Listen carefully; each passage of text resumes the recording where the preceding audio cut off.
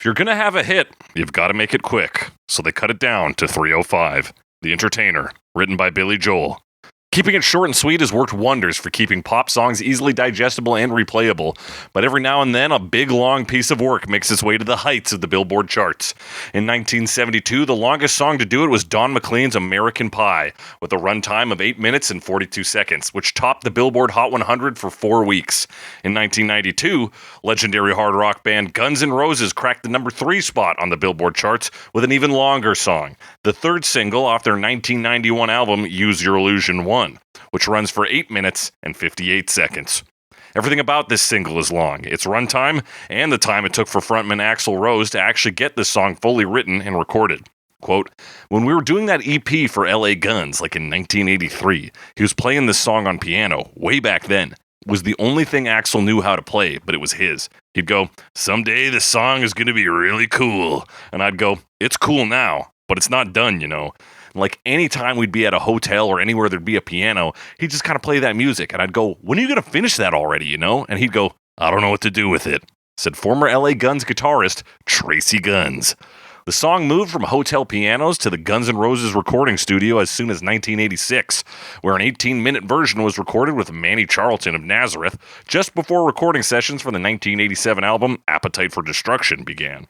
What stopped the track from making it to this album is unclear. Maybe the song was too long, or it could be that Rose was telling the truth when he stated in an interview that both Guns N' Roses guitarist Slash and bassist Duff McKagan were against the idea of their band being associated with a ballad, preferring hard rock instead. Slash denied Rose's claims in his 2007 autobiography, but nevertheless it's clear that some element was missing in 1987. What was missing may well have been drummer Matt Sorum, who joined the group in 1990. Sorum was a session drummer and a bandmate for Tori Amos, and he brought classical music training with him, something other members of the band lacked. Quote, I worked on the arrangements for those songs, the way they broke down and the dynamics. The band wasn't really that dynamic when I joined. It was a rock band, like go for it, just loud. When we're on, it's loud. And I came from an orchestral upbringing in classical music. I was in wind ensemble. I sounded crazy to them. We need pianissimo instrumentals right here and mezzo forte right here. And they'd go, what? I would explain all these sections to the band, and I said, this needs to be a journey. You need to take people on a journey to this song. So that's what we did, said Sorum. The journey for this song still continues to this day, with Guns N' Roses playing the song regularly on tour, but its influence doesn't stop there.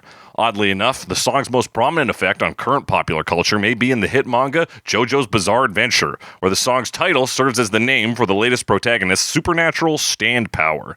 Personally, I can't wait for the localization to catch up and rename it December Snow. That's right, we're talking Guns N' Roses' November Rain on Cover Me. Nothing lasts forever, and we both know hearts can change.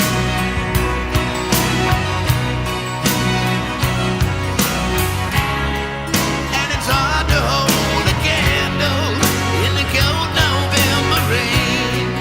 That's right, it's Cover Me, the only podcast that compares famous songs to their many cover versions to find out which one needs some time alone.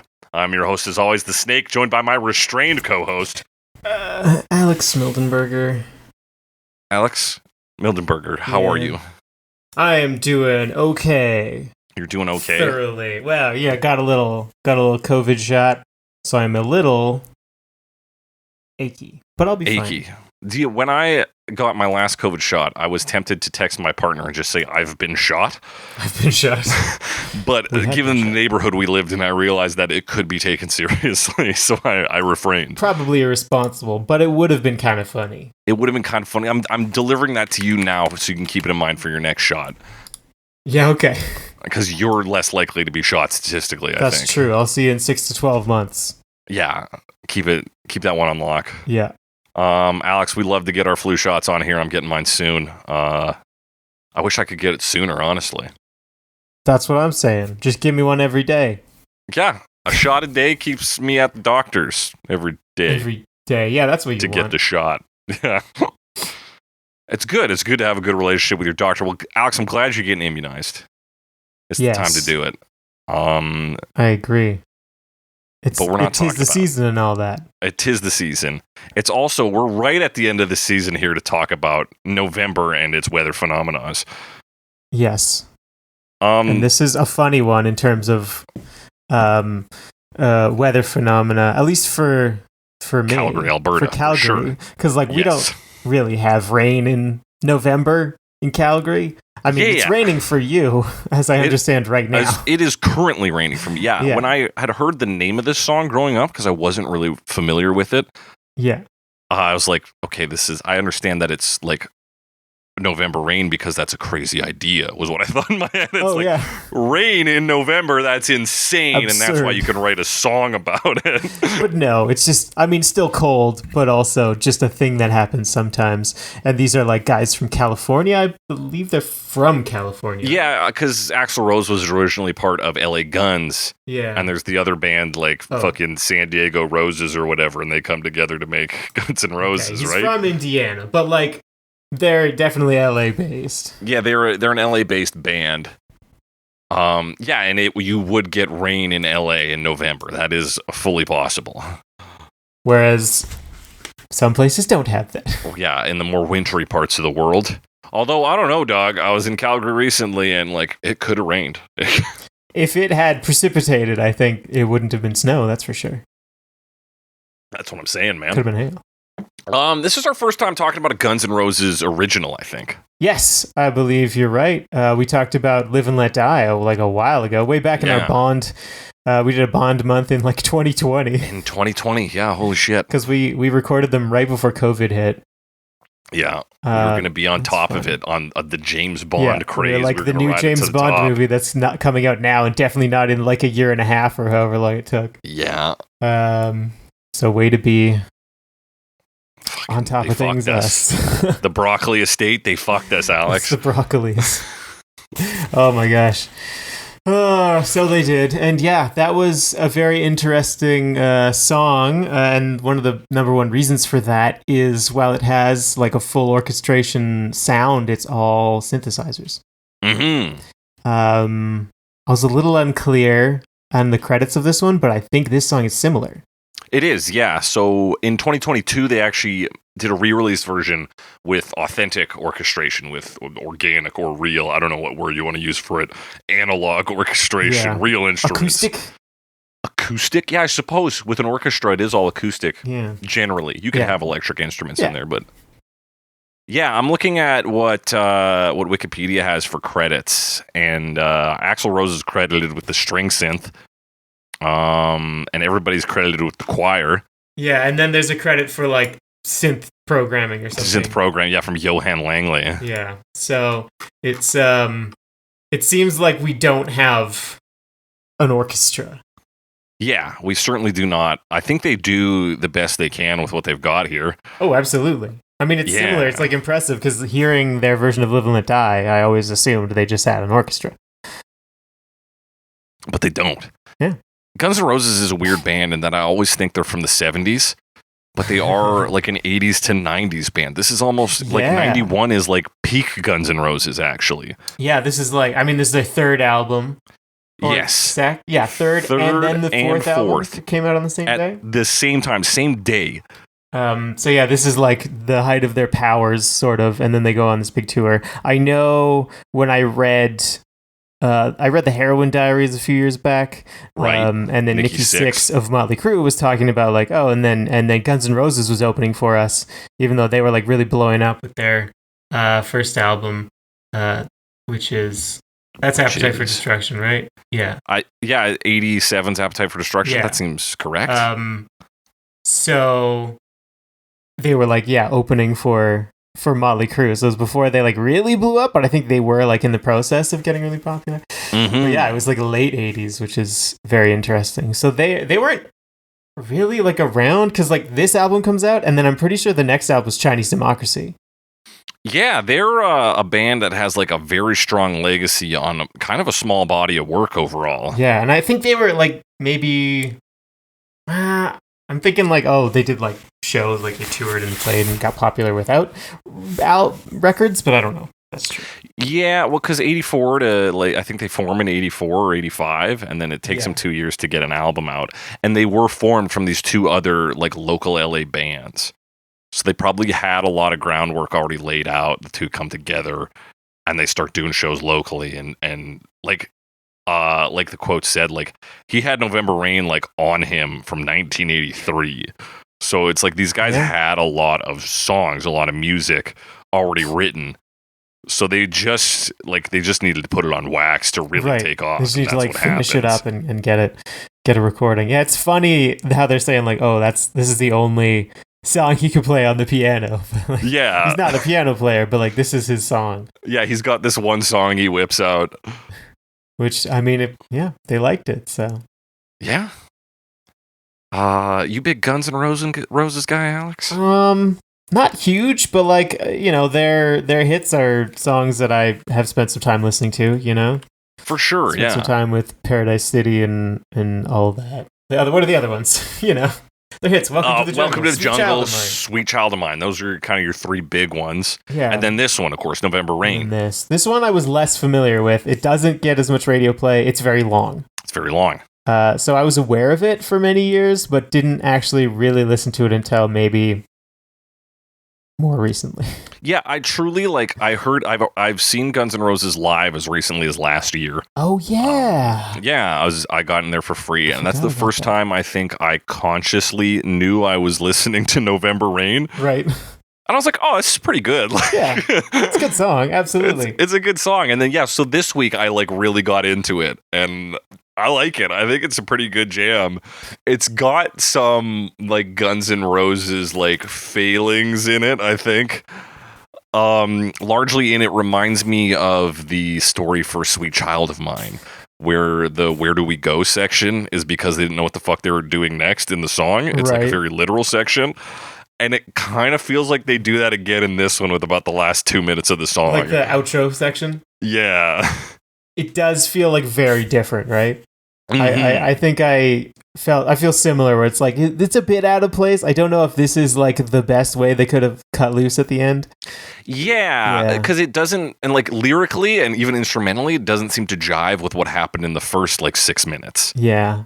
But it is also Guns N' Roses rocking out, so instrumentally it sounds very cool and very high energy. Yeah, it's just a little out of place. It is a little out of place. I do wonder if it was some kind of compromise, or if we're doing a ballad, we got to have this in there.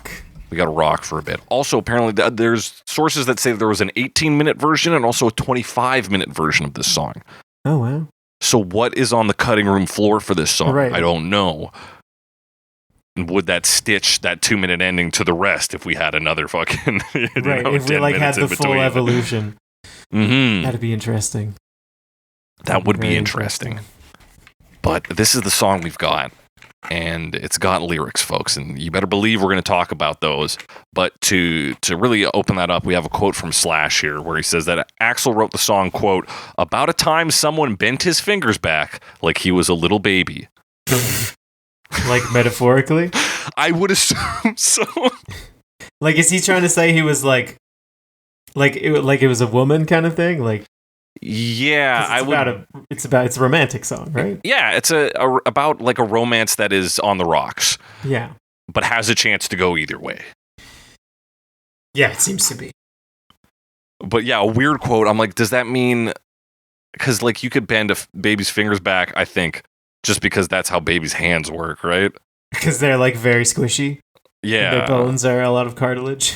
So is he saying that this woman was just so intimate with Axl that she had a sort of that level of closest to him, like a mother and a baby? Or is he saying that Axl wasn't very manly when he was with this woman, so he'd just do anything and his fingers would bend a little bit? It's a weird metaphor. It is a weird metaphor. I haven't heard it before, but it does sound like he is basically calling him whipped.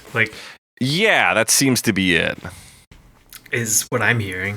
I mean, yeah, and that sounds like the kind of language Guns N' Roses would use. Exactly. I'm yeah, I think it checks out with, I don't know Slash, but I wouldn't be surprised if he said that. Yeah. If he meant that.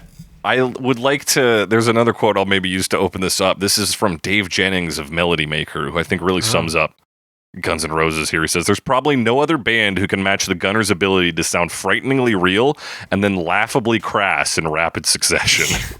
Okay, fair enough. Yeah. That sounds about right. That sounds about right. And it sounds about this. This is the lyrics. They begin, when I look into your eyes, I can see a love restrained. But darling, when I hold you, don't you know I feel the same? Yeah. Yeah. Yeah. Yeah, pretty solid start. Kind of gives you everything you need to know. They're in love, but they're holding back for some reason. Yeah, both of them, like he says, I see that you're not opening up in some way, or you're restraining yourself in some way, and I guess either I am also holding back, or like I think we feel the same way, but I don't think you are saying it. Yeah, I think it's on both levels. Like, I am in love with you, but I am also holding back. Yeah. He's like, whatever this thing restraining us is, this mutual fear is mutual. We're going through this together. Right, we're both feeling it, and like we're both struggling to express ourselves in this way.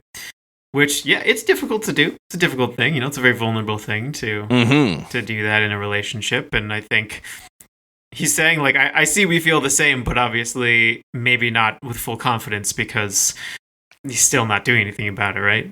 Yeah. He like in just the first verse, he's like, we're at an impasse, a crossroads. We both want to love and be loved, but something is holding us both back, and we know it. Yeah. And then it's interesting because the song starts you off on like a negative spin. It's like, well, hey, maybe it's just time to go. We jump into the first chorus. It's nothing lasts forever, and we both know hearts can change, and it's hard to hold a candle in the cold November rain. Yeah. I always, like, I hear this as they did break up, and they're sad, or at least he thinks they're gonna, I think he's kind of going like, this is what's going to happen. Because it's like, this is the path we're on. Nothing lasts forever. We both know hearts can change. Yeah. We're at this turning point. Yeah, and like, is he talking about like falling out of love? That's kind of what it sounds like. Yeah. Although he says in verse 1 that the love is restrained. So like the love's still there, but it's maybe not enough to overcome, again, whatever this obstacle is in their way. True, which could be the restraint, right? Like holding back can be a big barrier. Yeah, this holding back of intimacy, for whatever causes it, like you can't love under those conditions. Yeah. So that's what it sounds like to me. Yeah, I like the idea of, because this is where we first get the title of the song, right. November Rain. I think it made me think of like, people talk about a relationship between an older person and a younger person being a May-December relationship.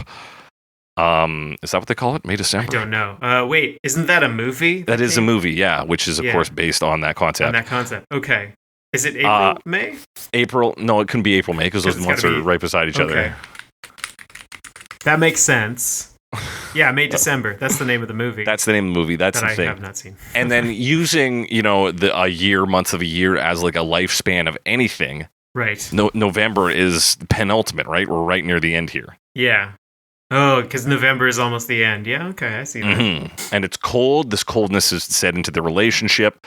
And of course, it's hard to hold a candle. You hold a candle for somebody when you love them. And yeah, and I think holding a candle is also the symbol of like hope, kind of like you do your like candlelight vigil sort of thing where everyone's hanging out and trying to like support something. Yeah. And then, but now the rain's putting out the candle, so you can't. So yeah. Pretty good analogy there, I think. Yeah, pretty solid. I think like the first two bits here, just describing a rut in a relationship, and then likening it to November rain in the chorus. Pretty slick for old Guns N' Roses here. Slick with rain. Slick with rain. It's the Rain Slick song. Verse 2, we've been through this such a long, long time just trying to kill the pain. Ooh, yeah. But lovers always come and lovers always go, and no one's really sure who's letting go today, walking away. If we could take the time to lay it on the line, I could rest my head just knowing that you were mine, all mine. Yeah, he seems to kind of be suggesting that like this is solvable. But there's something preventing them from doing that, which is kind of what we already suggested. And also that the relationship is well established, they've been doing this a while. I guess maybe through this would mean like not just that the relationship's been going on for a long time, but that it's been rocky for a while. And like they're just both, like it says, trying to kill the pain, which I think is usually in rock and roll videos depicted as like drinking and yeah, you wake up by your bed, you take some pills. Yeah. After with a cigarette in your mouth. Exactly. Down it with some whiskey. Bottle of Jack or whatever. Yeah. And yeah, in terms of a relationship, they've been kind of maybe trying to numb themselves either to the problem that's in this relationship or even numb themselves to each other. Again, this coldness kind of runs through the song November Rain. Yes. Cold, like a November rain, presumably. It's just called a cold November rain specifically. Yeah. I don't think you can have... I mean, you could have a warm November rain. It seems unlikely. Yeah, not in this, part of the world. No. And of course, again, in verse 2 here, just like he was in the first chorus, he's kind of trying to do this matter-of-fact approach, like, hey, maybe things just go on, right? Lovers always come, lovers always go, and we don't really know. And this one is a weird line because I was like, I thought no one's really sure who's letting go today was applying directly to their relationship, but I think he means it more broadly. Just like anything can happen. You don't know, looking around at other people, you don't know what their inner life is. Exactly. He's like, any one of these people could be giving up on a relationship today. Mm-hmm. And my first read on this verse was, I think, incorrect because I thought he was saying, if we could just take the time to end the relationship, I could rest easy knowing we had that time together. But that doesn't pair up with the next chorus. He also says, just knowing that you were mine, all mine, which to me implies there's some resolution. Yeah, but comparing that to the chorus where he says, if you want to love me, darling, don't refrain. I feel like this, if we could take the timeline, is where we're pulling away from the negative and switching to the positive, going if we could just not restrain like we've been doing in verse 1. Right. Then, and take the time to tell each other what's going on, lay it on the line, be vulnerable instead of restraining our love, I could rest easy.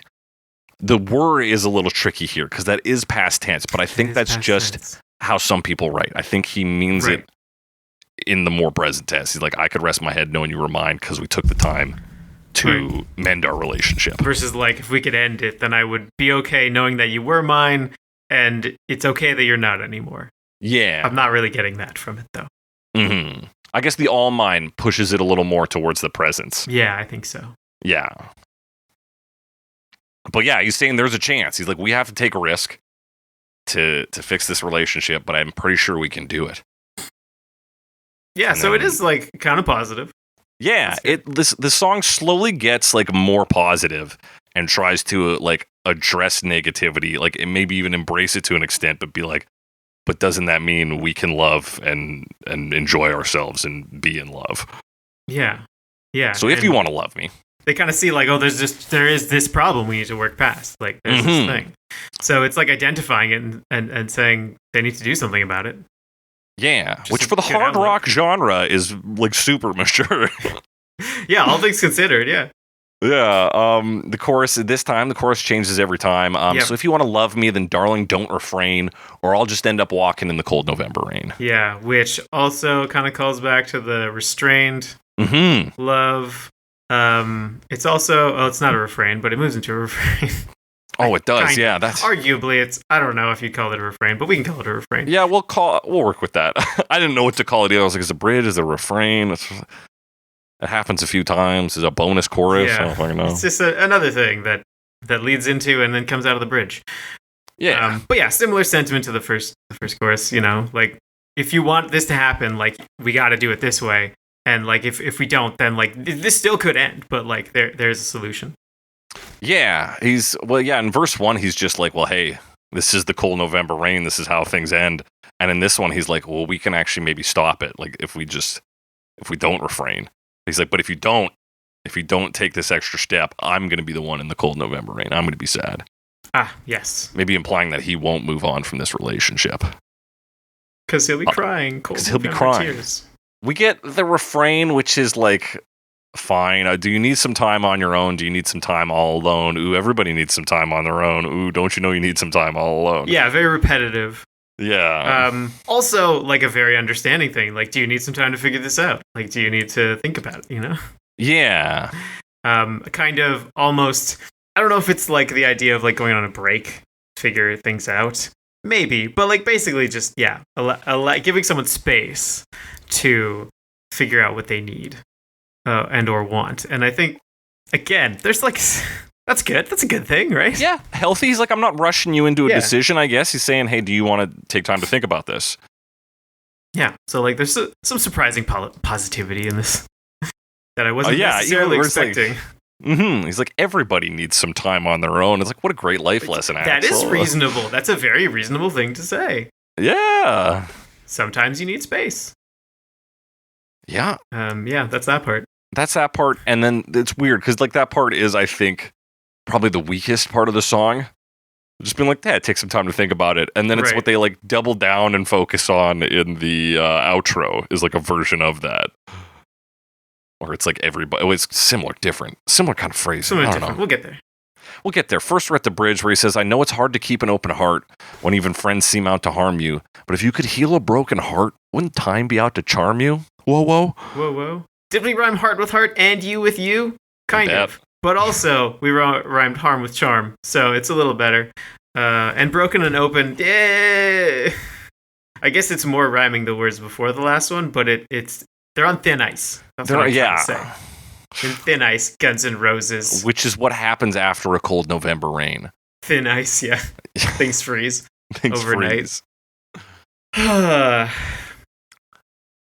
Yeah, he's saying like even like friends who aren't that intimate with you, who like still are intimate with you, but not to the same level as a lover. He's like, even they seem like they're out to get you sometimes. Your friends will inadvertently hurt you. Yeah, I think, because you can hurt people you care about inadvertently, and also sometimes when you're maybe feeling down, you can start to get a little suspicious. Yeah. Of things. So it's like I recognize you're in a state where like it's difficult for you to open up, kind of thing. Mm-hmm. But like if you could fix it, like isn't it worth it? Yeah, wouldn't time be out to charm you, as I always say? As I always say. Yeah, I'm interpreting it the way I said it, but like that line is a bit nonsensical. That line's insane. It's a line that like sounds cool. Yeah, sounds cool enough. Like for a rock and roll lyric, yeah. Yeah. But does it make sense? Maybe not really. But honestly, I've written things when you read it back and you're like, what? But I guess it's like if time does heal wounds, then surely getting hurt is okay because as time passes, you will lift up from that. It's like it's the people are like, oh, I'm at the bottom. so. It's only going to be the bottom from here on out. And he's like, well, hey, isn't time out to Like, charm you, give it brother? time. Aren't you Once you gonna? feel better. Yeah, you're gonna see something new. Like better things are gonna come along. We're gonna fix this. But that's only if you could heal a broken heart, which of course we all know you can't. Yes. It is asking if. And It's a weird line. It's weird, but it sounds goodish Does until you sound look at it. Yeah, it's like a reasonable sentiment, I think. And Yeah. like kind of has some sense to it, but also not when you read it closely. Yeah. Because, I mean, wouldn't time be out to charm you? Whoa. Wouldn't time be out to charm you? Hey, think about it. Wouldn't time be out to charm you? You ever thought of that? No. No. You haven't, have you? We get another refrain where he switches it up. Sometimes I need some time on my own. Sometimes I need some time all alone. Yes. Ooh, everybody needs some time on their own. Ooh. Don't you know you need some time all alone? Now. Yeah. Yeah, very similar to the other part, but kind of like, hey, maybe we both need some time, and then we can see what happens. Yeah. Let's not do anything crazy. Let's think about this. And then his confident conclusion is in what they call verse 3 here, where he says, when your fears subside and shadows still remain, ooh yeah, I know that you can love me when there's no one left to blame. What does it mean to have no one left to blame? I guess that's like coming to acceptance of your current scenario, right? That makes sense. When you're like done with the blame, putting blame on people. Yeah. People being the two people in this relationship. Yeah, you did this, I did that. It's like, well, we're in it together, right? Right, we need to move past that. Mm-hmm. And the shadows still remain is what I like about this. He's like, there's still going to be the darkness there. Sure. But the fear has subsided. Yeah, we're no longer we've learned scared to of live that. with it. Mm-hmm. Which is again a nice sentiment, like acknowledging that like it's never going to be fully better necessarily, but like you've learned to come together in a way that works. Yeah, and you're not focusing on seeking out blame. You're not blaming each other, but coming together to love and be something special. Yeah, focusing on these, I guess not necessarily focusing on the positive, but like taking actions that lead to a positive outcome. Yeah, because then he does say in the chorus, so never mind the darkness, which you could read as focus on the positive. Yeah. And then we still can find a way because nothing lasts forever, even cold November rain. Yeah, again, positive. Like, the rain won't last forever. It'll end eventually. Yeah. And that's such a twist on the first chorus where he's like, well, love fucking dies, dude. I guess it's over. Yeah. And he's like, well, you know what else can also end is the rain. The rain, yeah. Nothing lasts forever. Yeah, I kind of took the darkness as just being like, well, our path ahead is not clear. But, like, don't mind that. Like, we'll figure it out together. Darkness as uncertainty rather than negativity. Exactly. We still can find a way. That's true, because he says we still can find a way. It could be both, too. Could be both. Yeah. Could be both. Both works. Both works. I like that. That's a good read. Because nothing lasts forever, even cold November rain. It's the choruses on this are pretty solid. I mean, like he had the way a decade to write them or whatever. Yeah. He's working on from 1983 to 1991. Sometimes you just need a little extra time in the oven, you know? Yeah, on your own. Everybody needs some time. On their own? On their own. We hit the outro here, which is where things get weird. You're not the only one. You're not the only one. Don't you think you need somebody? Don't you think you need somebody? Everybody needs somebody. You're not the only one. You're not the only one. And that is repeated for a while. That's Alex doing a COVID yawn. Doing a COVID yawn. Yep. Fighting the virus. Fighting a deactivated virus. But a virus nonetheless. Is it a deactivated virus? I remember it being originally just like a blueprint for what a virus might look like. Oh, yeah, it's not a deactivated virus because it's the RNA thing, but No, mRNA. I forget what that means. Yeah. But you're fighting it either way, Alex. I'm fighting something. There's probably you also just got straight flu. They probably just use deactivated virus for regular flu, right? I think so. Yeah. I don't know. I'm not a fucking doctor, man. I'm not a inoculist. I'm not an inoculist. I'm more of a word guy. And these words, these words kind of tie into the refrain, where it's like you need some time all alone, but also, don't you think you need somebody? Yeah, I don't know about. I really don't know about this outro. I'm not. I really don't know. I don't like the accusational nature of "you're not the only one." Yeah. It's kind of mean. It's kind of condescending feeling. It also, I mean, even the "don't you think you need somebody?" It's like that is a little more like fatalist. Maybe fatalist is the wrong word, but like where it's like, well, don't you need somebody? And it's like, well, that not if it's a bad relationship, you know. Yeah, it's almost the dark version of what this narrator is like speech, where he like says all this good stuff, like truly like nice, positive, mature things. And then he's like, come on, don't you think you need somebody? Everybody needs somebody. Somebody.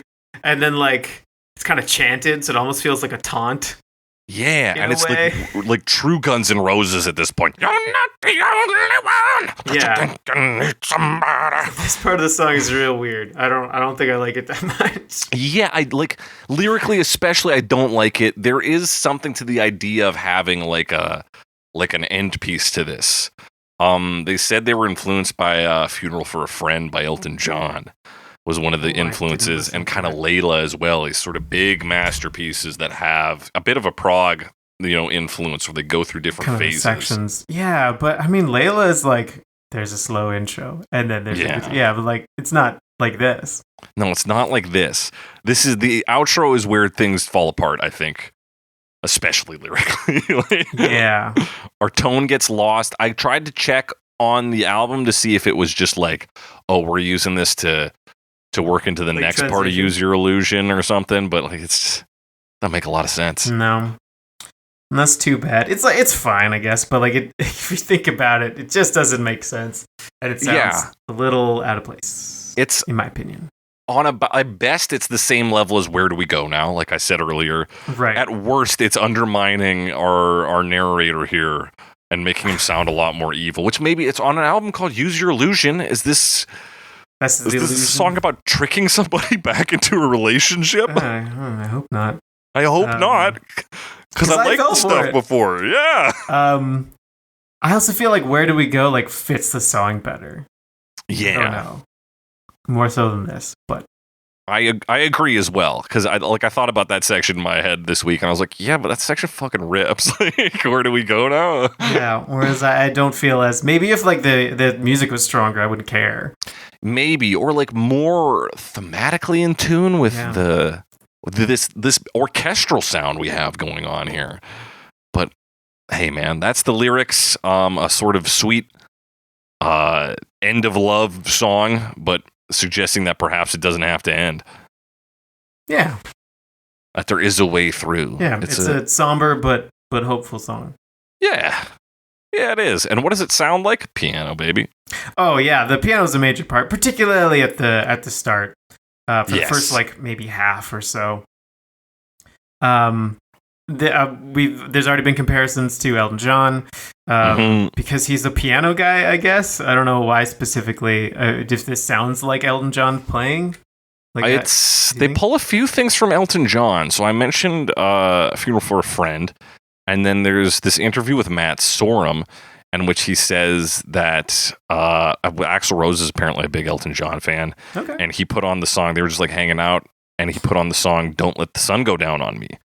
Don't let the sun go down. Sorry, that's the I one. got distracted and started singing the song. No, you were right on track. Because we were talking about the song "Don't Let the Sun Go Down on Me" by Elton John. And so Matt says, "quote I said, God, listen to the tom toms on that."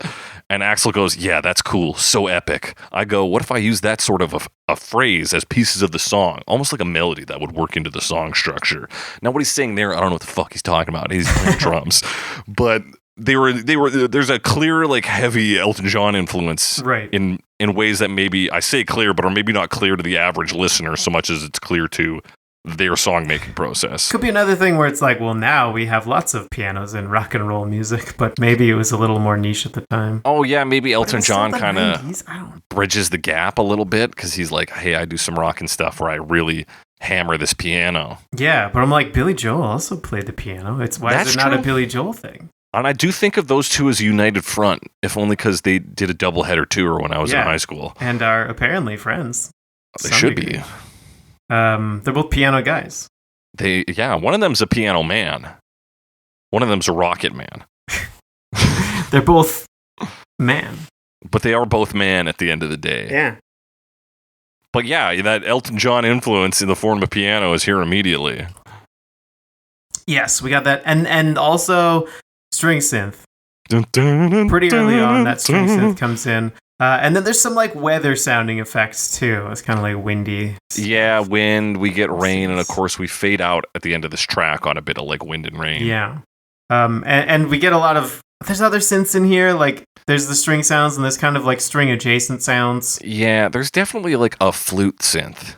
The flute comes in a bit later. Like 45 seconds or so in. And sticks around, dude. They use that flute a lot. Yeah, it disappears momentarily, but it does come back. And if you see them, like, there's a flute player in the music video. There is, yeah. So, like, I don't know. There's no flute credit. It's got to be part of the synth arrangements. Yeah, but they definitely would do it with a flute sometimes. At least in the video. Yeah, sometimes you do that in a video. What else happens? There's two guitars, because, like, we get a guitar fairly early on. Because, like, we get that drum fill. The into drum kind fill of the second part of the intro, because they're sort of broken, like they kind of fade things like out, and then boom, that string riff kind of becomes like more prominent, and I think a little quicker too. It's like shortened. Yeah, exactly. The bass guitar comes in here. There's also a guitar that comes in. I believe this is the rhythm guitar, but it's like brighter. It's not super distorted. Yeah, it's like kind of echoey and shimmery. Yes, it is. Compared to like the guitar that solos later, that's right. Not. Which there are multiple solos in this. We got a few of those. So yeah, it's about 1 minute 14 seconds before we hit vocals, and it's, of course, we've talked a lot about heavy metal, hard rock ballads on this. It's the classic hard rock vocal trying to sound like sad and serious. Yeah, absolutely. Which I fucking love. Yeah. Yeah, with his Axl Rose voice being all like high pitched and oh, when I look into your eyes. Yeah, not something you think of when you're like, oh, what like a beautiful ballad voice, but like it works when the rockin', there's a power ballad. Yeah, it gives it a little edge. It can come off as like cheesy or bad, but I think here it works great. Yeah, absolutely. I'm all in. Yeah, we're getting. I mean, along with the voice, the piano is kind of playing along with the strings here. The guitar is playing this like kind of short arpeggio between the lines, between the vocal or the lyrics. Yeah. There's also like lots of backup vocals already. Lots of like, that's the choir doing the other. The choir. Everyone's in the choir. So it's still pretty soft at this point, but we're really starting to bring in our different elements. Yeah, you might call it a love restrained at this point. Might call it restrained. Love Lily. Yeah, guitar comes in. That flute is still hanging around in the back. Yeah, we are. The next big shift is when we hit that "Nothing Lasts Forever" in the chorus. We enter the chorus, things kind of pick up a little bit. Yeah, the "Nothing Lasts Forever" line. It doesn't. I feel like it doesn't change that much right at the start. Like it does a bit. It changes. Like it feels more like we're building. The strings, they were sort of floating around before, and now they're like, bah, bah, bah, like they're things are kind of more like regularly. Yeah, zoned in a little bit. The rhythm is like picking up just a bit. Yeah, it feels like we're like directed now, going somewhere. And then the drums kind of changed too, because before they were like hitting like gentle cymbals. Yeah, and now it's like rock beat. Yeah. Yeah. So we're starting to sort of put things together and like build into the more intense parts, but it's still feels pretty like orchestral in the sense that it's strings. It's just strings and then the flute, but like the flute. There's like some gentle guitar arpeggio in your right channel, but I only just picked up on that like right now. Yeah, they have that arpeggio. Yeah. And then we do see that like split with the guitars in different ears a little bit later on as well. Mm-hmm. Once we get that other guitar. Yeah, once it gets in there. We'll see it. But we still have another verse first. Yeah. So we quiet down a bit. We're back in verse mode, but there's still a lot of stuff going on. We got the strings, the guitar, backup vocals, lots of flute. Piano doesn't feel like as much of the lead anymore because everything else is just also in there. Also, we have vocals. Truly, the flute is what sticks out the most to me. Maybe because it does like fills in between lines, like it's really filling in the gaps in the lyrics and the vocals. It's like yeah, and you get the big ahs. Back up. Yeah. And of course, talking about the lead vocals, he's like no verse even really sounds the same on this. Yeah, track. and then this one, I mean, in addition to being longer, does like a different delivery. Yeah, he does that. He goes up. Exactly. Starts similar. We've been through this such a long time. Just like the same, and then that, like you described. So lovers always come, lovers always go. So that's interesting that only comes up here because we don't get it on the third verse. No, that makes this one like immensely unique among the verses. Mm-hmm. Which is interesting. So it's always interesting when they're like we kind of have a normal structure, but like it doesn't fit perfectly because like we're just changing some things. Yeah. So this song almost feels like it's not symmetrical, but like when you do it like that, where you have like the first verse one way, then another style, and then back to the first thing, it kind of has that feel. Hey, yeah, you're taking them on a journey. As much as like a lot of the instrumentation is still consistent, it still feels like we're moving. Like verse 1 and verse 2 in terms of, you get a little more, you got more flute action and stuff, but it still has that overall loose feel that then gets tightened up in the chorus again.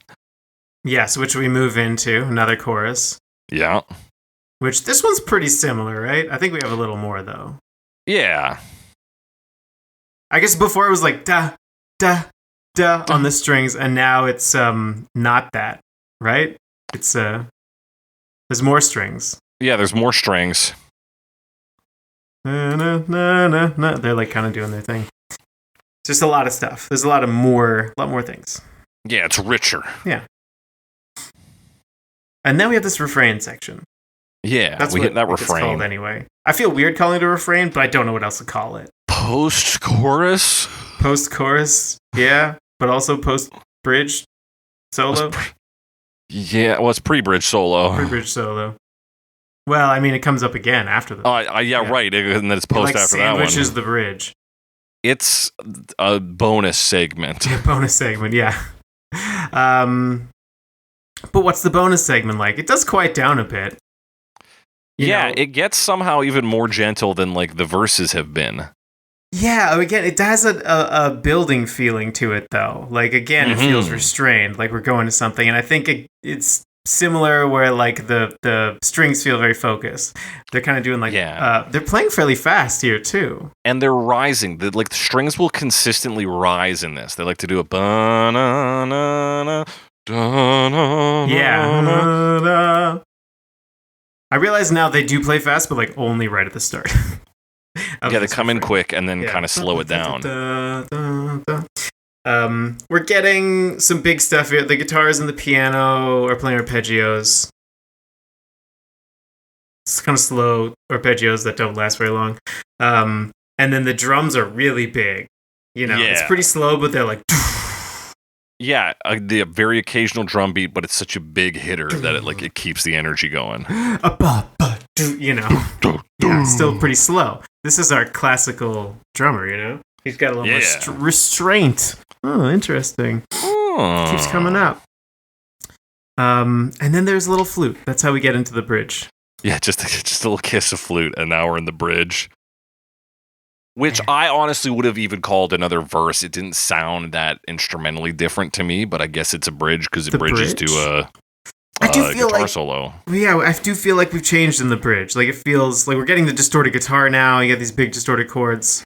Mostly and on the right feel side. like the bridge is in direct, like it feels to connect very directly to the quote unquote refrain. To the refrain? Oh, so like this is all one section kind of thing. Yeah, those two pieces are like counterbalancing each other. The sort of tenderness of the refrain, "Don't you need some time all alone?" And then I know it's hard to have an open heart. He's talking about reaching out to other people. Like even lyrically, it connects. Right. He's talking about being alone versus connecting with other people. Yeah, that's true. So yeah, they do function as a unit. So I would give it that to say that maybe it's not a verse. It is a bridge, if not refrain plus or bonus segment. Yeah, it's definitely different. And like the concept of like, hey, you need some time on your own. That's the being alone part, and we'll play it softer. And then now we're on the bridge, and you know it's more intense, and it's about being more outgoing and reaching out. And you're right, we do get a little crunch. We get some like power chords, maybe if not just chords. Yeah. Distorted. Yeah. Sustained. Distorted. The cleaner guitar's still there though. Still playing kind of in the left channel. So we got pretty this twangy too, isn't it? Some twang on there. And twang. Not full country twang, but it's I guess I described it more as like shimmer before. Sure, yeah. But you got that. It feels, it's definitely cleaner and like has that sustain to it, and it's shiny.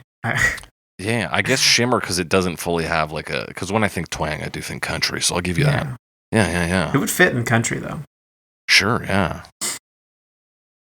And then from here we hit what Slash is very proud of and what the internet is crazy about, guitar solos. The first guitar solo. I have some quote about him saying he did this, he like improvised this in a acoustic jam session when they were first doing this song in like 1986. And that just kind of stuck with him, and he was like, oh, this is it. Like this he just kept playing that solo. Yeah, he says it fits. Let me see. He says, I think the demo session was the first time we played November Rain together as a band. We actually did it on piano and acoustic guitar. As far as the guitar solo, it was so natural from the first time I ever played it on the demo that I don't even know if I made any changes to it when we did the electric version on Use Your Illusion 1.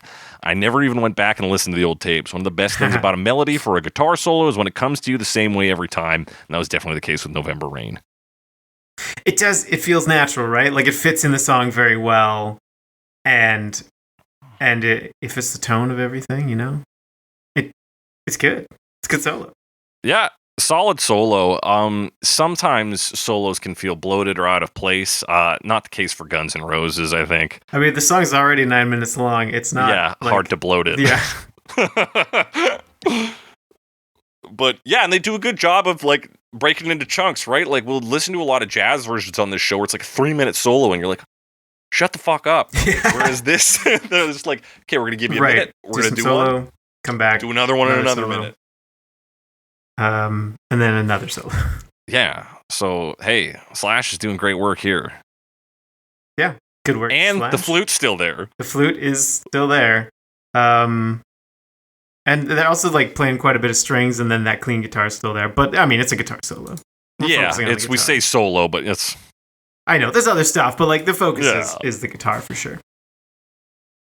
Then we go into another refrain, so they kind of come out of the bridge, go into another refrain section, or, maybe it's all one big section with a guitar solo breaking it up. Although the second refrain does feel more active, most notably in the string section. Like before, it was like kind of those rising, like 16th notes, and now it sounds like they're kind of playing the same notes on like when you like scratch back and forth across the same string. So it's a different like bowing technique. It does feel different. I don't know if it's even a violin, right? Yeah, right. There's that flute that was riding, like even the flute is going nuts in the solo, and it basically crashes into that refrain section. It's still going up until. Oh yeah, it's playing arpeggios too. Yeah. Trying to hear the strings I was describing, and I can't find them. The strings I mostly hear are really far back and just doing kind of that rising pattern. It's closer to the end. They get a little bit of that like shaky sound, but not till like the 5-minute mark or so. But yeah, it is pretty far back. So I don't think they're actually bowing like that anymore. I think it might just be like some vibrato. Yeah. But it does lead into another solo. Yeah, pretty classic lead into. Yep. Dun, dun, dun, dun, dun, dun, dun, just a straight rise. Some heavy hits. They do the like climb up into it. Yeah. Yeah. Just like right into the solo. Of course, still flute. How could you not still have the flute? Yeah, they just love that fucking flute noise. They can't get enough of it. It's just like, damn, we just love Aqualung so much. We need I'm like, flute they talk about all these different guys they got in the studio, like the guy from Nazareth. I'm like, should have got Jethro Tull in the fucking studio. Call up Ian Anderson. Get him in there. Would have sounded very different from this. It sure would. Because you get him like doing his weird breathing noises and stuff He's too. like, what if I use my tongue? And I'm like, what? Yeah.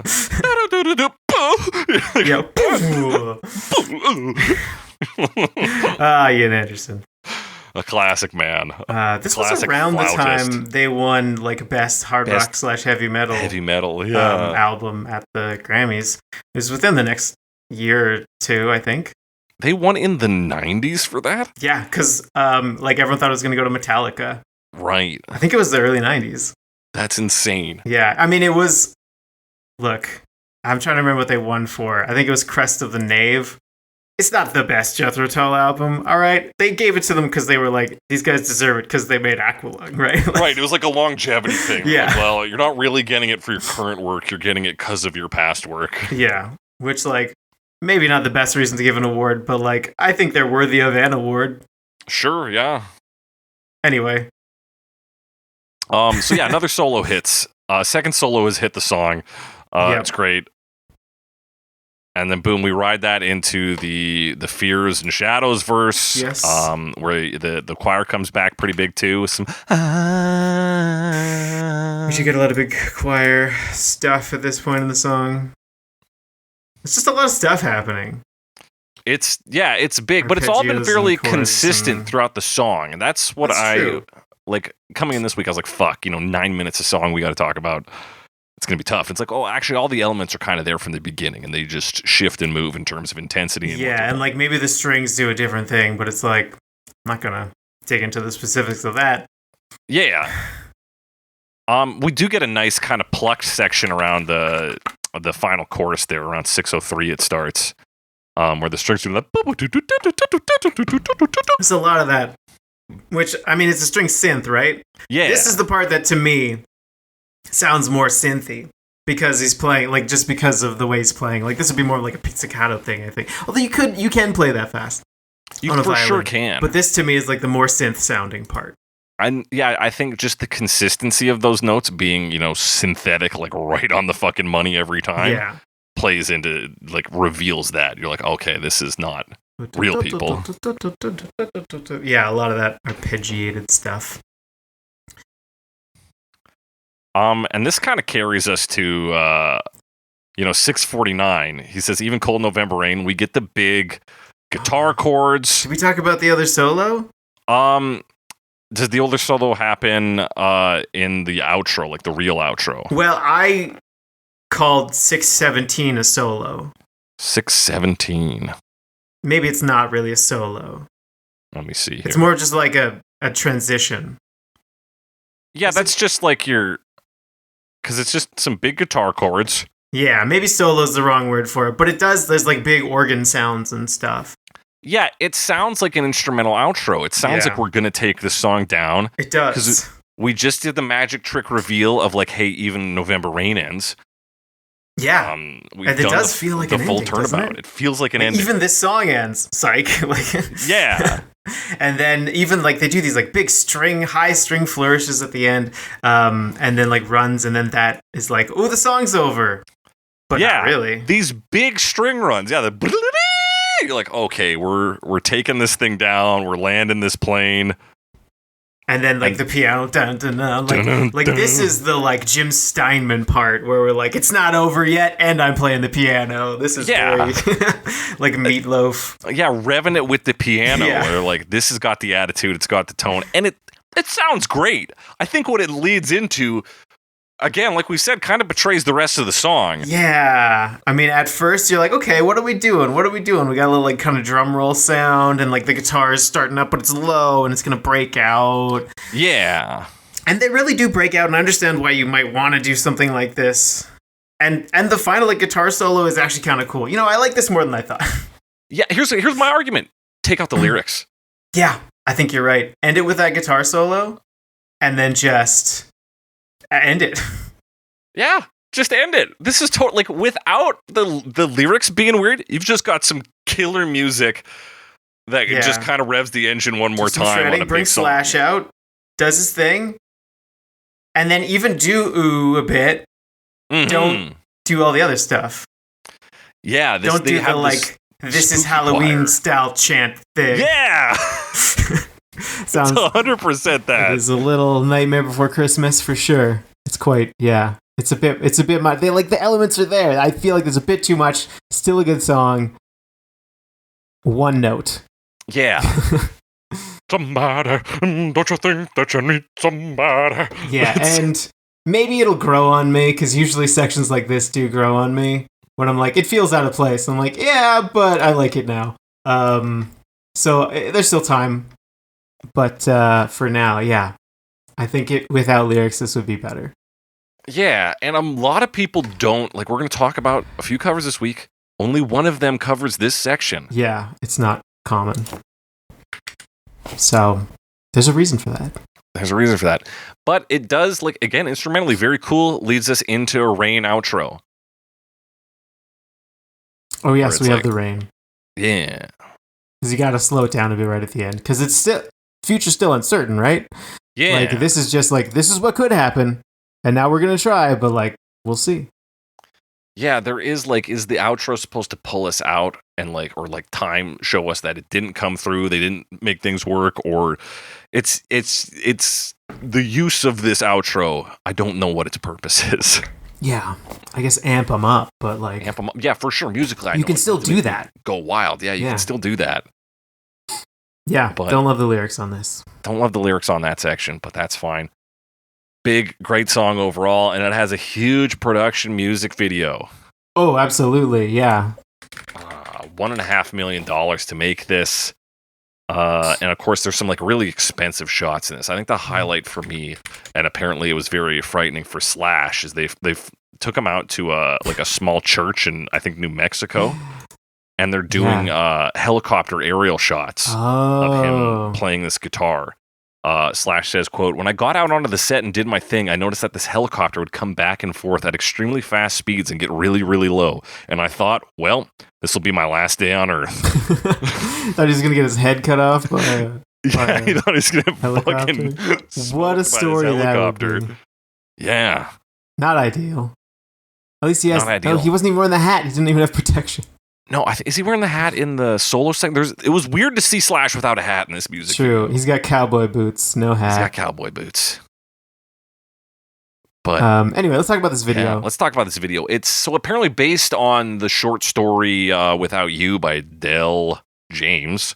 Yeah, which I didn't really look up. Did you look it up? So it's about a rock and roll musician who's affected by the suicide of his girlfriend. It's done through a series of flashbacks, kind of like this one is implied to be.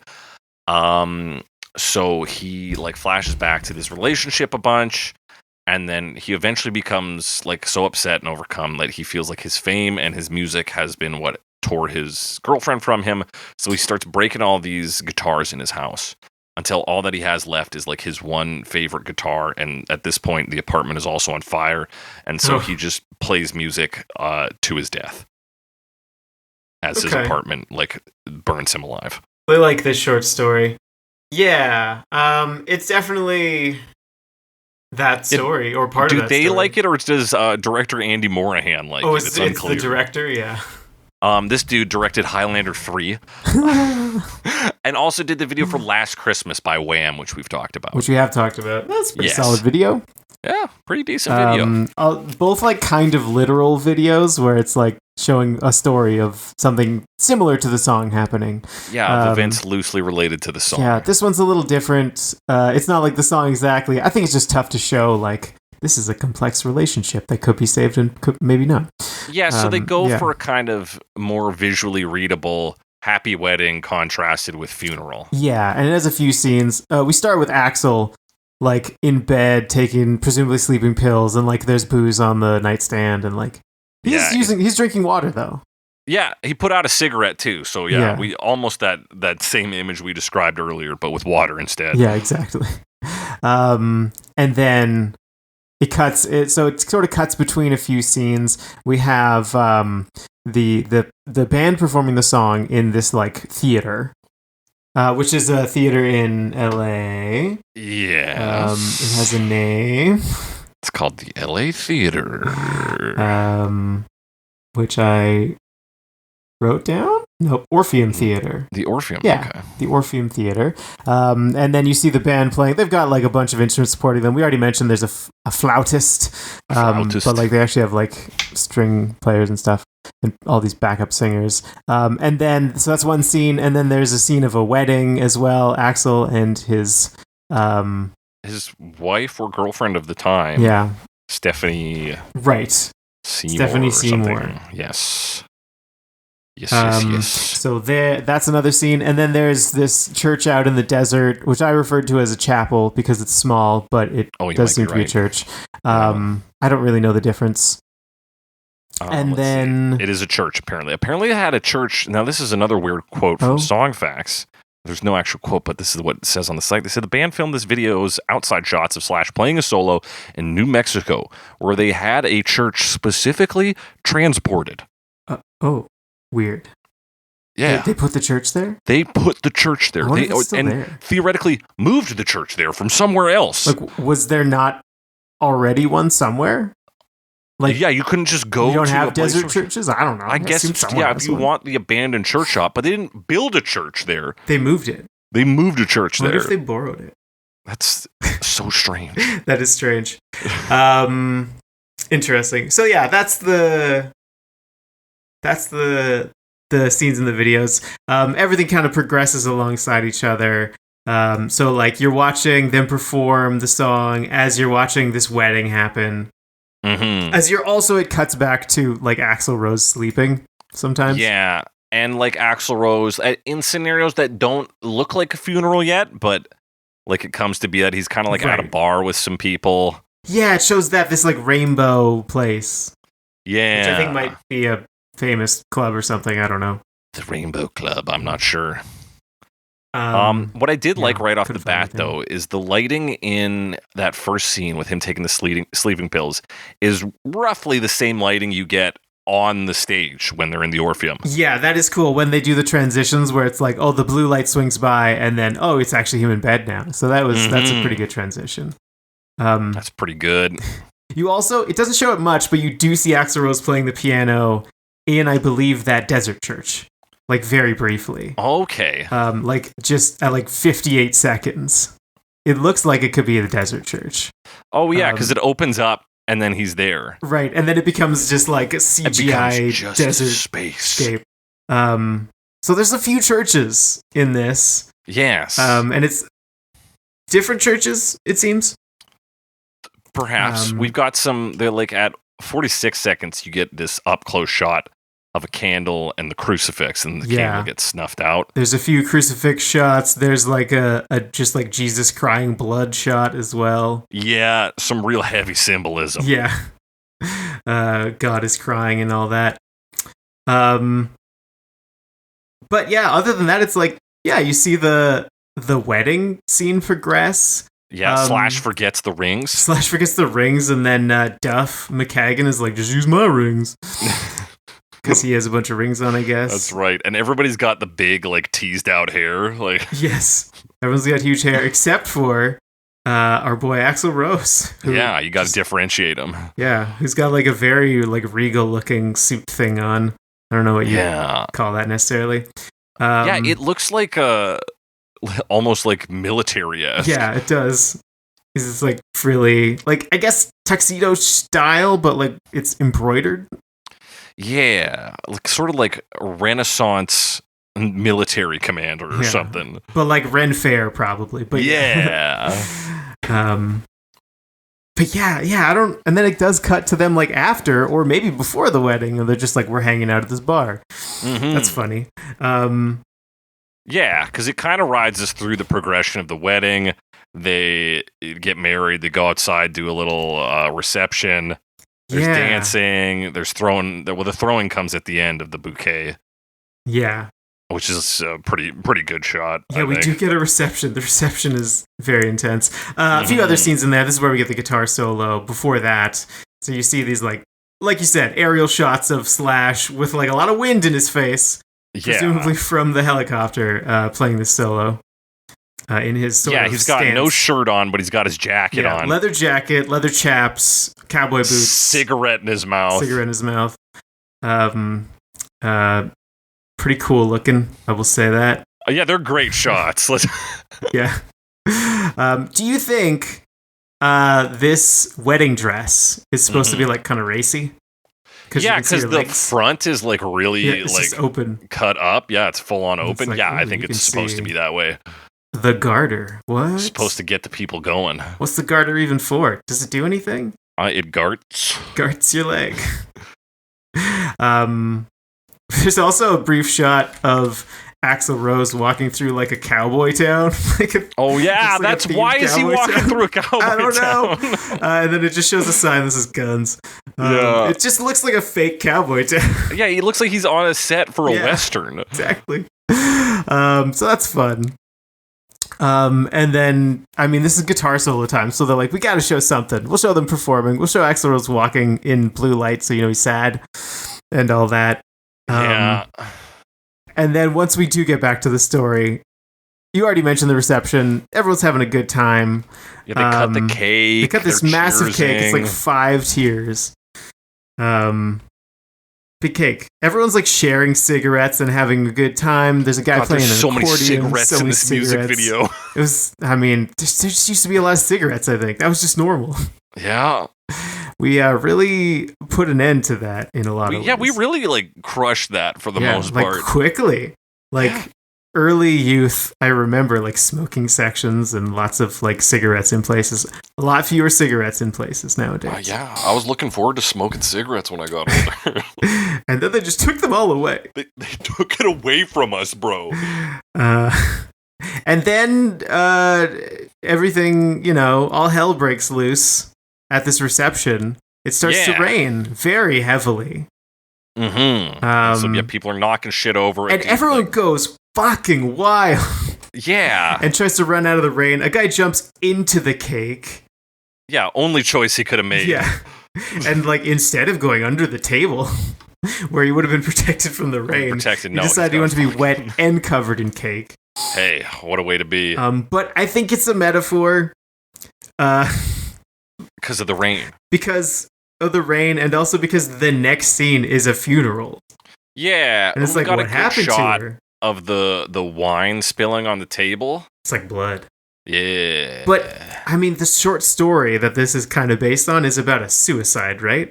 Yes. No suggestion of that in this video at all. Yeah, just death. Just like, we were happy, and then she was dead, and you can only see half of her face, so it seems like there was an accident, right? Or maybe, I don't know, is it She supposed to got imply smoked by that dude who jumped over the table. She's got hit in the face? Or is it supposed to be implied that like her face is torn up like it was a shotgun or something? Maybe. Or she got two-faced. Yeah, Two-Face, half of her face is burnt by acid or whatever? Yeah. I don't know. I don't know. Anyway. It's unclear. Yeah. We've only got 9 minutes to figure it out. You know, we couldn't put that all Couldn't in there. Put that in. And that, Yeah, and we kind of end with the funeral procession, Axel crying in the rain as we get a final flashback. Yeah. By the way, the funeral part is all outro. Yeah. We're in the outro at this point pretty firmly. We get shots of him, of course, struggling to sleep in bed here as well. Yeah, he's like tossing and turning and sweating. And he's sad in the rain by the grave. Yeah, and so we get her at the wedding tossing the bouquet behind her. Right. We see it flying through the air. It changes color as it flies through the air. Boom, red roses hit the top of the casket. Oh, look at that.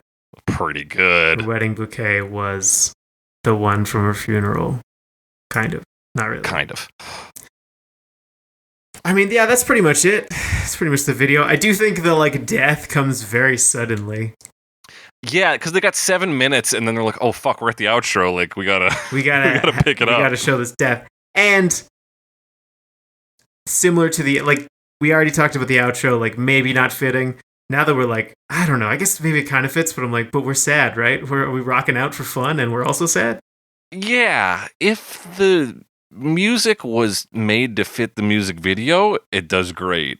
But the music video was made to fit the music, so it still doesn't explain why there's this shift. Yeah. Well, I guess the shift, because, yeah. Anyway, it's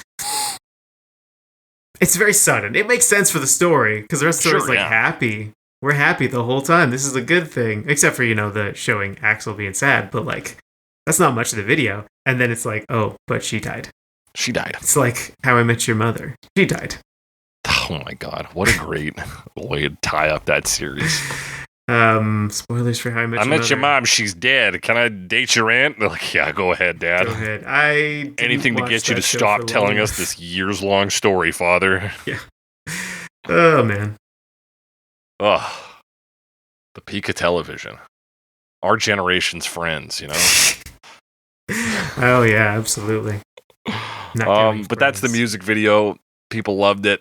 I thought it was pretty good. Yeah. I know. I have complaints about these things, but like they're pretty solid. They're pretty solid overall.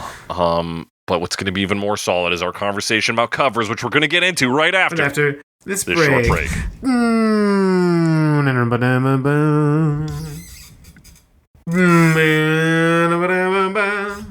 And we're back. Talking covers beginning in the year 2004 with Time in Malta. Time in Malta.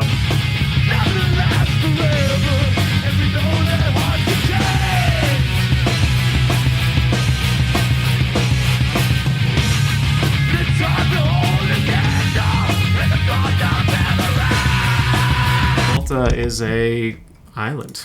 It is. No longer called Malta, is that right? Oh, that's a good question. Malta? I thought it was still called Malta. Right. A friend of mine lived in Malta for 2 years. It is Malta. It is still Malta. A friend of yours lived there. Early life.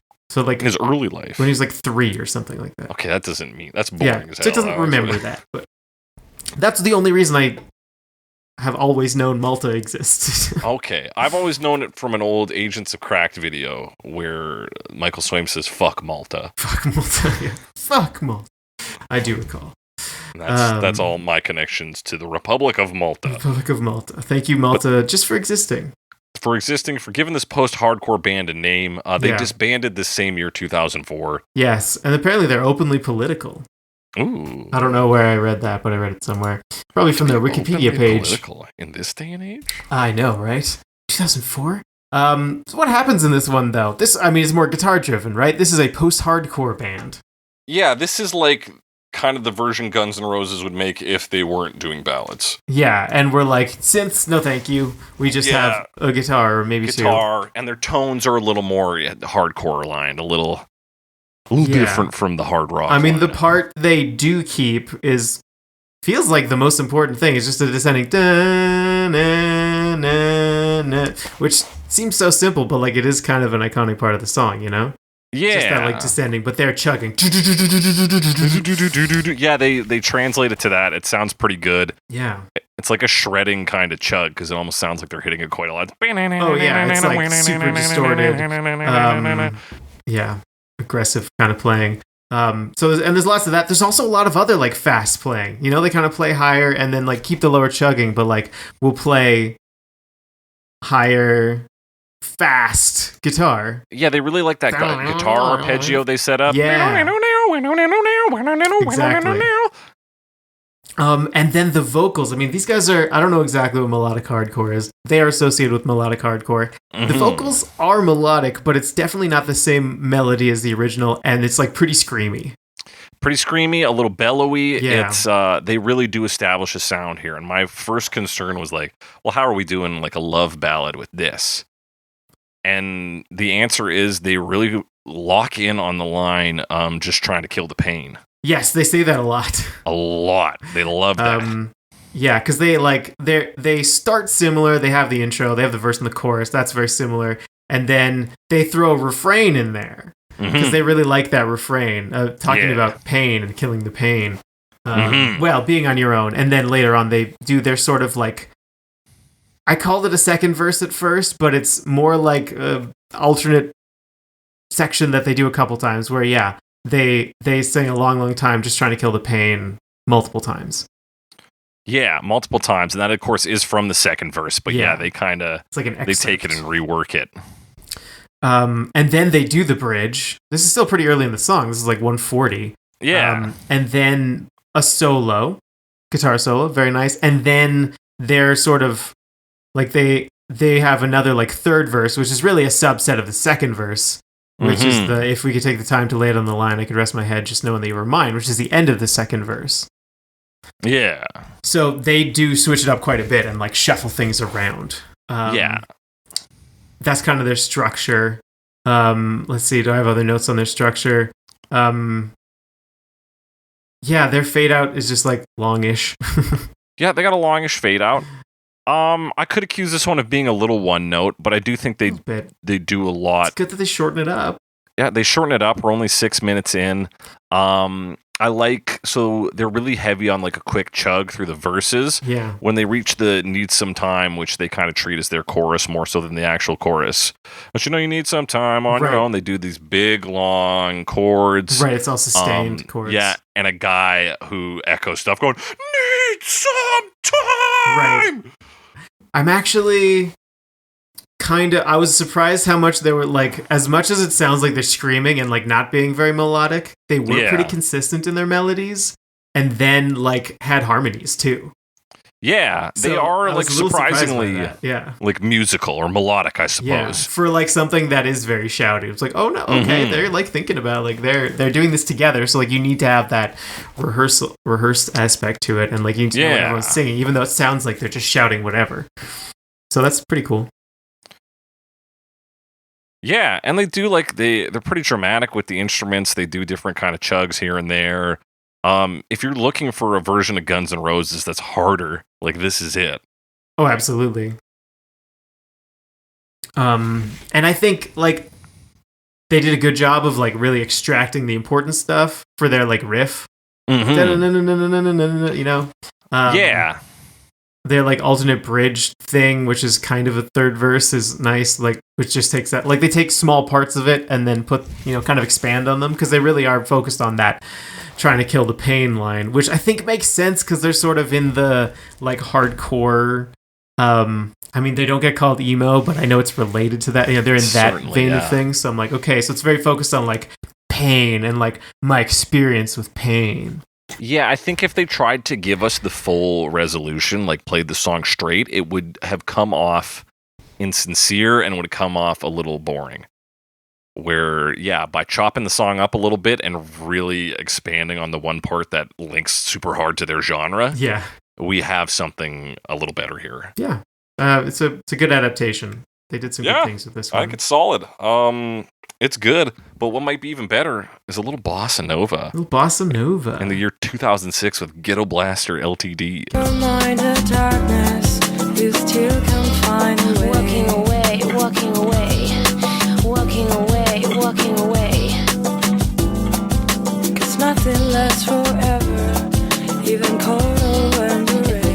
Blaster Limited. Yeah. I couldn't find much on Ghetto Blaster Limited other than that they play sultry bossa nova versions and that they spelled Axel with an E. Ooh, they're a California-based group of Brazilian and American artists who came together to create a bossa nova homage to Guns N' Roses. I guess I wrote bossa and bossa Roses. novage homage. I don't know if I was being silly or if I just wrote it wrong. This is also the album is called Bossa and Roses, and it is various artists. Yes, and this is of course the B&H version. Yes, whatever that means. But well, sometimes I feel like I'm looking like, oh, they got a cool wave mix of this other of Patience, and they have a vibes edition of Paradise City. So some of them are mixes, some of them are additions. One of them is a version, one of them is a remix, one of them is an edit. Just either one, is it their way? Is it just something on their back end where they're like, oh, this version of the song we made is the B&H version, and then they just put that in the final title by accident, even though it was just an organizational tool? Yeah, interesting. Or do they think it adds a little extra to the title so that people are like, oh, this is the B&H version? Well, I gotta hear the B&H version. I don't know what B&H would mean, though. I would bet, here's a loose guess, that refers to the two vocalists on this track. It could. There are two vocalists. There are two vocalists. Because it doesn't refer to genres unless it's like bossa nova and hard rock, heavy metal. I don't know, which is not... Hip-hop? Bossa and hip-hop? Could be hip-hop because they do kind of rap. Yeah, they do kind of rap. I guess we've been dancing around this, but that's kind of the big thing about this one, other than like the fact that it's bossa nova sounds generally, like fairly electronic, fast bossa nova sounds. Yeah. They have like singing for verse 1 and 3, and then they have like a rapped second verse. The second verse is rapped. And then a comboed fourth verse, right? Yeah, they do. Do they both go at the same time? Yeah, they're she's rapping the second verse stuff when we're singing the fourth verse stuff. Okay, right. Yeah, they fit in together. Okay, yeah, they overlap together. Now, normally when we get like a bossa production that has a fucking name like Ghetto Blaster Limited, you're ready for a bit of just like filler trash, right? You're ready for something to just fill a little space on our playlist. We go, it sounds kind of bossa, it's okay. I thought this one was pretty good though. I agree. I think like because it so often just feels like filler when we do a bossa nova track, where it's like, yeah, they're doing the bossa nova thing, and that's kind of it. Like they're singing over, they do the beat. And they do the bap like guitar. Yeah. And then it's like, okay, I like bossa nova generally, but it's kind of boring just to hear that as a cover. But this is not that. This has record scratches. Yeah, I know. That's what I'm saying. Is like, is it that hip hop sensibility that like pushes this over a little bit? Yeah, maybe. And then like it's the, it's got that kind of like hip hop beat as well. But it's like bossa nova, right? Like it's a bossa nova sound, but it's kind of like fast enough. Yeah, it's a pretty good little fusion there. Yeah, it's like bossa nova with hip hop, like 90s hip hop production techniques behind it. So kind of cool. Kind of cool. So yeah, you got a good tone on that bossa guitar that comes in at the start. It's got its own little riff. Boom, yes, that guitar. That's nice. Nice little guitar. It's kind of doing the bossa nova strumming. But it's like da da da da da. Like it's a little different. It feels more like a beat, you know? Yeah, it's a little more percussive than you'll get in bossa nova. And then we've got very smooth vocals. Again, you would kind of expect these of a typical bossa one. Yeah. And I look into your eyes. And then into the like restrained. Just like soft rapping, I guess, you know? Yeah. Like, we've been through this such a long, long time. Like, yeah, the soft rapping, very good. Soft and like rhythmic. Yeah. Mm-hmm. And then they kind of do some like you said later on the third verse, they kind of alternate. It's like you get a line from that, and then you get some of the second verse, and they get a line from the third verse, and then the second verse. So yeah. Interesting stuff. And it sounds nice. And then they have a flute solo. Yeah, we still get flutes on this. Later on, they just jump into a flute solo. It's like the outro, basically. Yeah, and scratches to get flutes and record scratches. Yes, absolutely. So, as much as, like, the structure is fairly close to the original, but they change a lot with the sound. They don't do the same solos. They do have actually two flute solos. They do, yeah. Although the second one's kind of also electric guitar. And then, so those... Wait, did they do the refrain and bridge? Yeah, everybody needs some time. Yeah, they do. Yeah, Okay. they do. So it is similar structurally with the solos changed around, but then like they change the delivery, they change the sounds, and then they kind of do the combined verse, which is cool. So like it ends up feeling very different. Yeah, and it uses the bossa style not to just deflate this song, but maybe to give it almost a reflective feel. There's something about, sitting and looking at your relationship, think about the November rain. Like, it fits pretty well. Just because, like, I mean, maybe it's not fair, but I definitely get that feeling from Bossa Nova of, like, we're on the beach, we're looking into the water, and maybe we're thinking about something. Because it's just slow and everything's chill. Chill. Yeah, I think the hip-hop elements really liven this up and make great use of all of the more bossa-styled instruments, from the drums they use to like the tambourines, the bossa guitar. This comes together really well. Yeah, absolutely. Yeah. Solid track. Another solid one, I think, coming up. 2012 is Prom Queen. Prom Queen.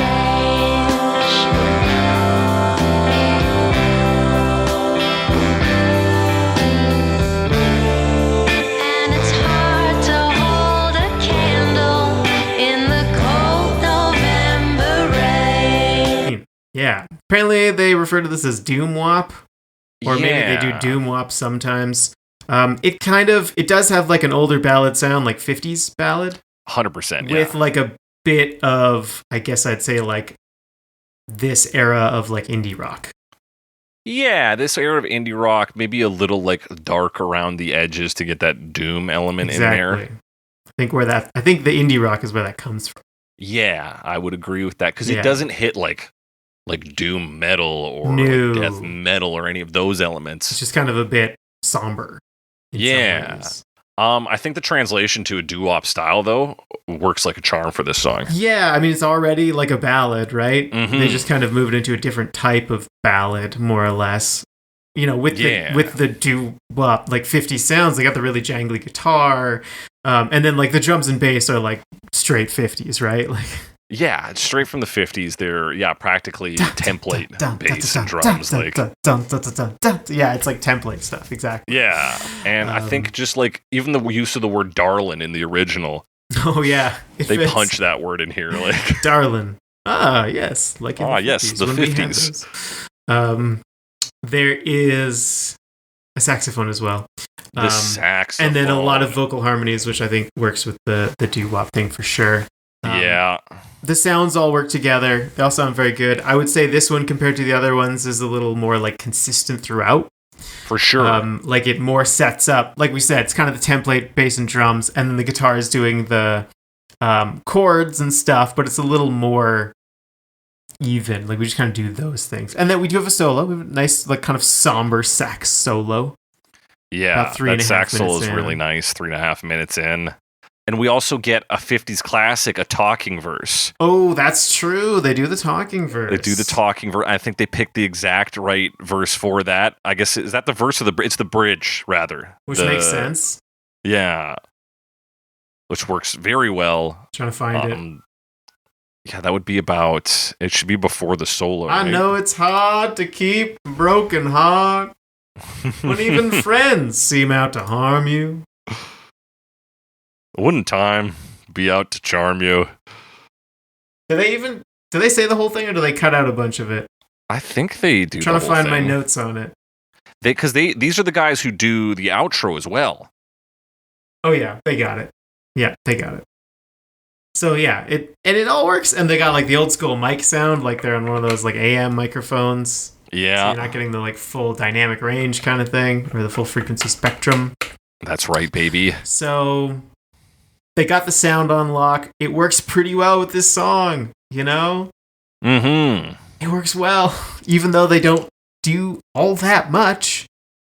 No, like you said, they kind of set it up and lock it in. Yeah, it's kind of like, I'm thinking of Back to the Future, where they're like, Marty, you gotta play guitar in this song, and he's just kind of like, play a chord, play chord. Like he could fit in. This is like, okay, we want to do this song.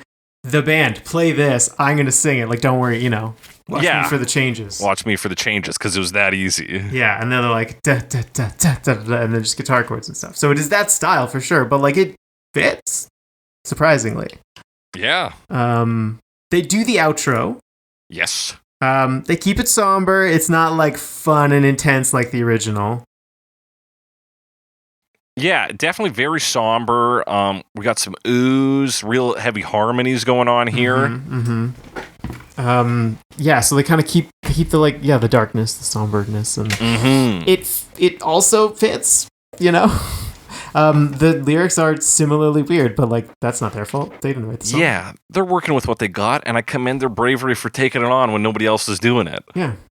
So this one works pretty well. Yeah, I thought this one was really solid. But we gotta get out of this. We gotta get out of the doom wop and get into the dance wop. Yeah, with dance wop. Korallreven in 2014. We both know hearts can shake,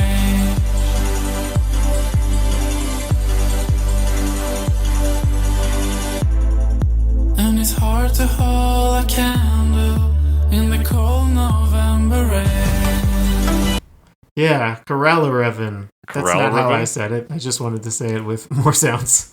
Korallreven. Korallreven. I thought it was Raven at first. Raven, maybe. Anyway. Korallreven. From Stockholm, Sweden. This is a Swedish duo that mixes gauzy shoegaze with dance floor friendly beats and lots of synth pop hooks. Ooh. Yeah, I guess it's those things, because they kind of have like the synth hooks and then the like, all that, and then they'll get to the lyrics and then it'll be like, boom, boom, and they're like singing kind of low down. Yeah, the really rich synth production on this. Yep, absolutely. It's very like bright synths. You get a lot of frequencies. Sounds like this really like hollow, echoey one plays this intro riff, and like there's a ton of just underlying percussion, so these like big bass drums, and then there's even like a harpsichord sound later on the refrain, and then they bring in pizzicato strings. There's a lot of sounds on this one. A lot of sounds. They really go low on sounds in the verses, though. The big move they do is when he's singing, it's basically just the bass synth, and then between lines, the synths kind of go nuts. They're yeah, they go nuts. This one, it was like a really long, slow build to me. Like, yes, it kind of doesn't like really break out until like the end. Yeah, and maybe if we had ramped up that production a little quicker, we could have an even bigger ending. Maybe. I don't know. I think might help. I think this like works well enough. Sure. There's a lot of like decent synth sounds on there.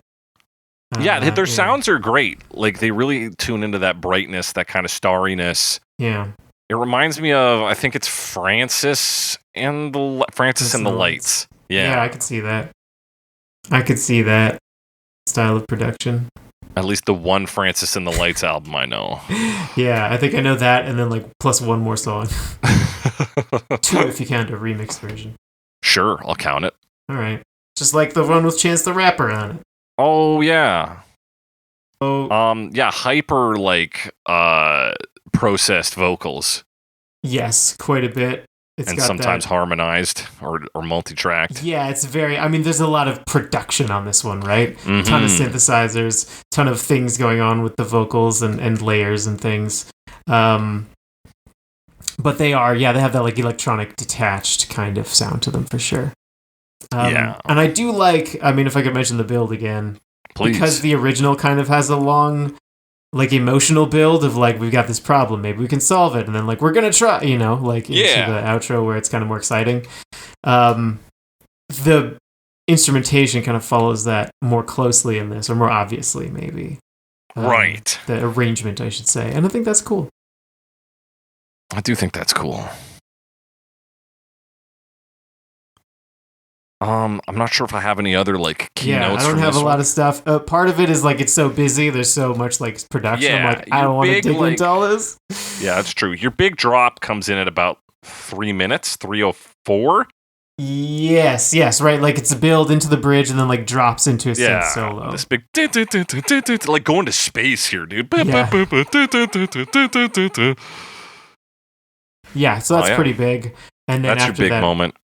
And we kind of ride on that yeah. all the way out. Yeah, pretty much. And we're going to ride it all the way to Unwoman in 2019. We both know hearts can change.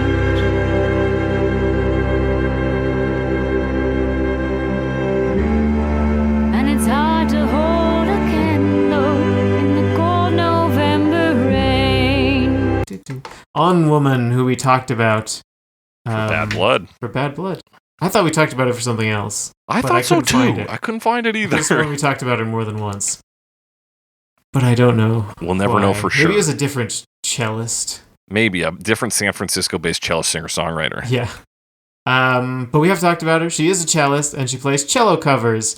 And that means that this is largely cello-based.